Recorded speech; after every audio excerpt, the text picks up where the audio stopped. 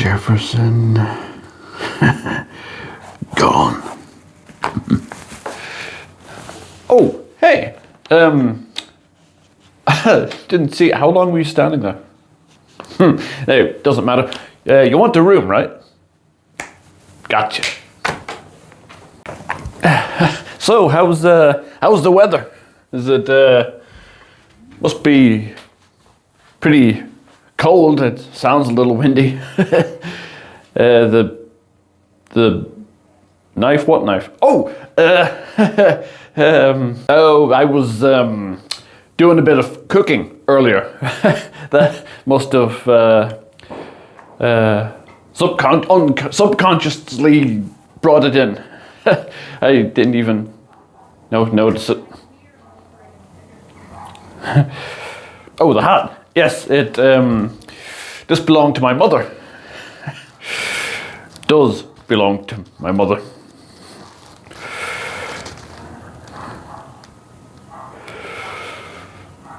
A room. Yes, a room. Yes.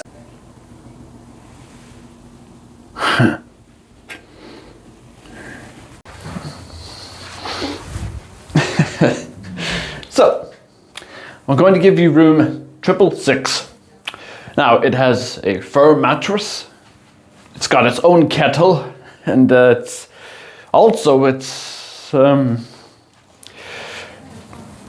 got a big shower.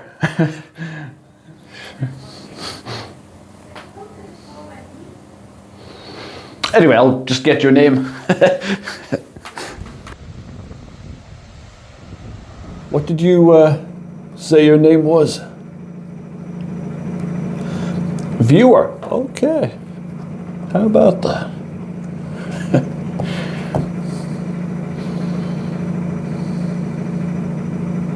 Well, you're all set. That's you in the log. And, yeah. Well, that is you all set. So, viewer, I hope you enjoy your stay here. And, yeah. There is your key. Oh, and happy Halloween. There you go.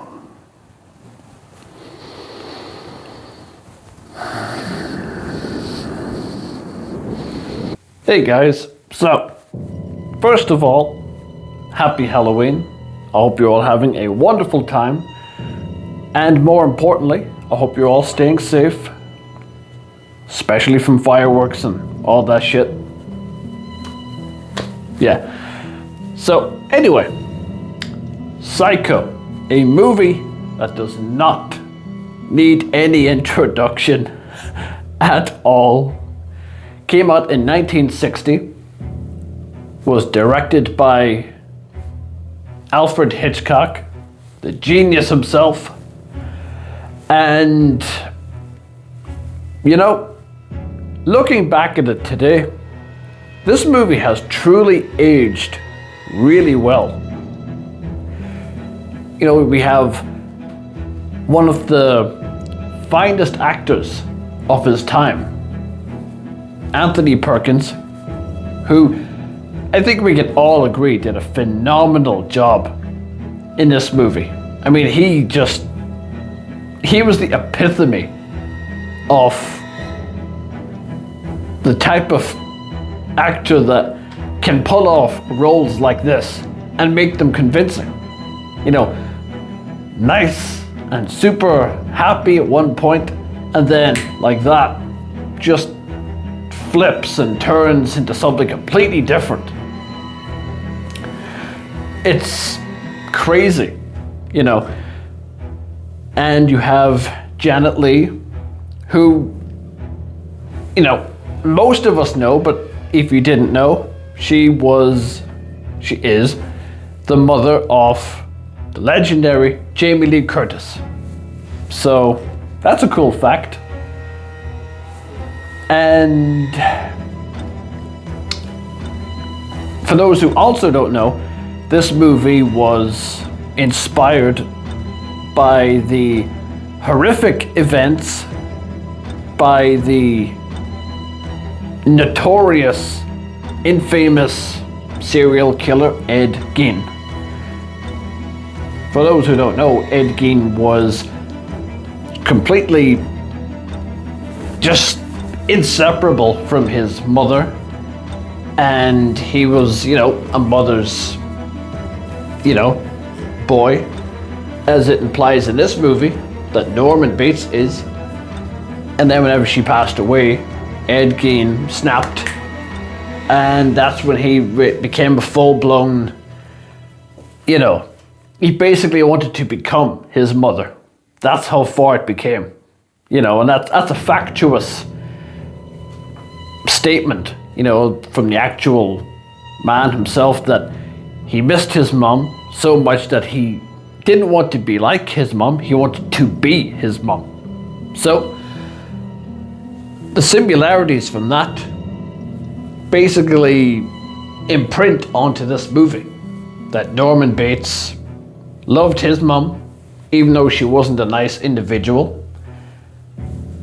He still wanted to be his mom, and in doing so, did some horrific acts. Now, this isn't one of the movies I can really review and not talk about spoilers, because this came out in 1960, and I know there are people out there who have not watched this movie, and they should watch the movie and experience this for themselves, especially that iconic twist at the end. But I can't not talk about this movie without talking about that ending, because it's, besides the shower scene, that plot twist at the end is what everyone talks about. That's what this movie is known for. So it does have to be talked about. Now, fun fact, Alfred Hitchcock spent $9,000 to buy the rights to this from the actual author of the book that this movie is based on. So he bought the rights and he went out to buy as many copies of the novel as he could, just to try and keep the ending a secret. So that's a fun fact. Cunning, if you ask me. Now, I think this movie does what inspired Scream to go off and do. Was this movie heavily implied that Janet Leigh would be the lead role in this movie, that she would be the main character that we're going to follow throughout the entire movie, because she was plastered all over the posters and the promotion art. And I think it's quite clever and quite genius that whenever you go into this movie expecting that, and we realize that 20 minutes into the movie that she gets killed off, and we're like, wait, what happened? So then the story takes a completely different turn from what we're expecting, from what we walked into the movie expecting. Similar to Scream 1. We see Drew Barrymore on the front cover and we think, okay, she's the main character, right? She has to be. She's there on the front cover of pretty much every promotion art and every poster at the time that Scream 1 came out. Only to find out that she wasn't. She was killed off in the beginning. So we're throwing a curveball and we're like, what the fuck? What? Wait, so what? So I think Scream 1, Wes Craven took that inspiration from this movie and put that into his movie. So it's so cool to look at little things like that and how other bigger and just as big directors and horror creators take influence of movies like this that came out in 1960. So that's just amazing. Even today, there's inspirations and, I mean, how many times have you seen, whether it be an animated series that you watch on TV, other movies, all of them have done their own version of the shower scene from Psycho. I guarantee there's a lot, right? So that shows that even today, the influence is there. It's wonderful, truly wonderful. And Anthony Perkins' awesome talent to go from nice and genuinely coming across as a nice guy and embodying innocence is just amazing. Especially whenever you flip that coin over and you see that he's the complete opposite of the innocent, but it's so cool. What I love about it, one of my favorite aspects of this movie is the cinematography. I think it's so very well done in terms of cinematography, in terms of camera shots, and like little tiny scenes like having the house on top of a hill and having like Norman Bates later on in the movie running up those steps towards it. And you just see the silhouette of the house. Mostly it's just the silhouette that you see of the house because this movie was filmed in black and white. And in my opinion, because it's in black and white, that actually makes this movie scarier. Similar to the original House on Haunted Hill. That movie was scarier because it was in black and white. I think if it was in color, it would kind of take away some of the fear, in my opinion at least. But little shots like that, dark silhouettes of like the house and silhouettes of a woman standing by the window, and it's little things like that that are just so very well shot. Scenes where Norman Bates is being interrogated by the cop in the hotel office, and you see Norman Bates like leaning over like that, and just the camera, the way it looks, it just looks so genuine but so creepy. And scenes showing like stuffed birds and everything, just so very well done. Like Alfred Hitchcock genuinely captured every little shot and every little detail, and every detail meant something. So that's why this movie is praised so much. It's become a cult classic. It started off the whole slasher genre. Realistically, probably without this, there wouldn't be Halloween. Without Halloween, we all know there wouldn't be Friday the 13th, and so on. So this movie is a very important horror movie in terms of the genre. We owe a lot to this movie, and rightfully so. But I think if I were to say what were one of my favorite scenes, that's a tough one, but I would probably say, spoiler alert, if you haven't already seen it. If I haven't already spoiled it already, forgive me. But, but one of my favorite scenes is at the end, whenever the detective comes in and he explains the psychology of Norman Bates.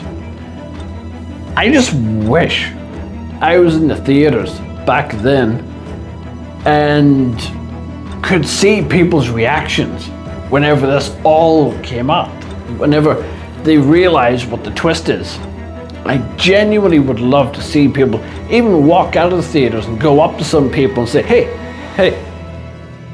that was crazy, right? What do you think of that? And hear their thoughts. I wish that would have been amazing.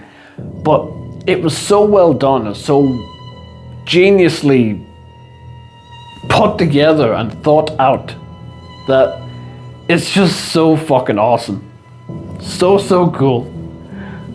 But that's one of my favorite scenes, is how he just explains the psychology of Norman, that, a good-looking girl comes to the hotel, that triggers the mother personality. little things, so cool. I loved it. And, you know, this movie is just overall awesome. Like, you get other kick-ass scenes, like, you know, little simple things, like whenever the money that Janet Leigh's character is like wraps her all this big bundle of money up on like newspaper, and then after Norman, you know, kills her off and he finds it, he doesn't take it with him to go and get rich. He actually buries it along with her in the car. Things like that, you're like, whoa. You know, and it makes you think, like, why didn't you just take the money yourself? And it's little things like that that genuinely get you thinking. Scenes where the cop is going up the stairs and you're thinking, what's he gonna find? You know, and you see at the top angle of this scene looking down, you see a lady running out and like she attacks the cop, and you have that awesome old 1960s scene where he's like falling back down the stairs. And fucking awesome stuff. And it still ages very well. It still holds up today. Oh God. Honestly, I could talk about this movie for hours. I'm just trying to point out the important stuff. Fun fact, did you know that the shower scene with the knife and Janet Leigh, there were 70 angled shots of the knife and Janet Leigh, but the whole scene lasted for 34 seconds. It's a fun fact. And the knife never actually pierces her skin, if you ever notice. So that's a fun fact. You know, I watched multiple interviews with Anthony Perkins, and they were asking him what kind of director was Alfred Hitchcock on the set of Psycho. And it was always fun listening to him. Like, he said, well, it was a really hot day. Like, it was a really scorching hot day. Alfred would, he would sit in like in a car, and he would have the car parked up beside them, and he would have the aircon on, he'd have the window down a little bit, and he'd be directing them from inside the car. I thought that was really funny. I thought little stories like that were just hilarious. It was like I could genuinely visualize it in my head. Funny stuff, man. And also a fun fact, I'm pretty sure a lot of people already know this, but did you know in Halloween H2O that Janet Leigh makes a reference to her character in this movie, Psycho? Like, she stands next to the car, and it's a blue car, and it's not just a similar car, it's the exact same car that's in this movie that they brought back in Halloween H2O, and they had Janet Leigh standing in front of it, and they even played the Psycho music just for a little snippet as a reference to this movie. Fun fact. So yeah, this movie is just, it's endless, it's timeless. You could watch it anytime, and honestly, you're always gonna enjoy it. It's just amazing. The scene where the lady finds Mrs. Bates in the basement and she turns around, terrifying stuff, and I can imagine people screaming in the theaters at the time. God, so fucking cool. This movie is just awesome. So, yeah. So this movie, absolutely, if you haven't noticed already, I highly recommend it. It's phenomenal. And I will be reviewing the rest of the Psycho movies, 2, 3, and 4. And potentially Bates Motel, the series. Let me know, would you want me to review that as well? Let me know in the comments. We'll talk about it. So, if you made it this far, thank you so much for watching. I wholeheartedly appreciate it, and I appreciate all of you. And yeah, like I said, happy Halloween. I hope you're all having a wonderful time. And please stay safe out there. Dangerous times, anything can happen around any corner. So please be cautious, be careful, look after each other. Thank you. And as you all know, don't kill anyone.